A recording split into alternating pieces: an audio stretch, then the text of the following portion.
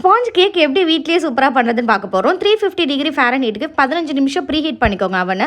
முட்டையோட வெள்ளையும் மஞ்சளும் தனித்தனியாக பிரித்து எடுத்துக்கணும். பிரித்து எடுத்துக்கிட்டு 5 நிமிஷம் வெள்ளையை அடிச்சுக்கோங்க, 3 நிமிஷம் மஞ்சளை அடிச்சுக்கணும். சரிங்களா?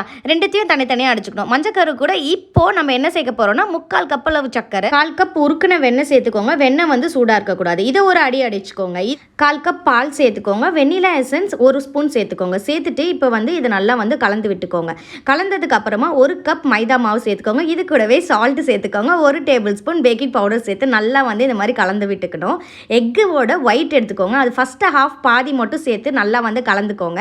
கலந்ததுக்கு அப்புறமா மீதி இருக்க பாதியும் சேர்த்து நல்லா வந்து கலந்து இந்த டெக்ஸ்சர் வந்துடணும். அவ்வளோதான். பட்டர் பேப்பர் இருக்கக்கூடிய பவுலில் இதை வந்து சேர்த்துக்கோங்க. இப்படியும் அப்படியும் ஒரு 2 அடி அடிச்சுக்கோங்க. மேலே தேவைப்பட்டுச்சுன்னா சாக்லேட் சிப்ஸ் சேர்த்துக்கோங்க. பாதாம் பிஸ்தா எது வேணால் நீங்கள் சேர்த்துக்கலாம். 28லேருந்து 30 நிமிஷம் வச்சு எடுத்தால் சூப்பரான ஸ்பாஞ்ச் கேக் ரெடி. பிஎம்மோட சமைங்க எப்படி?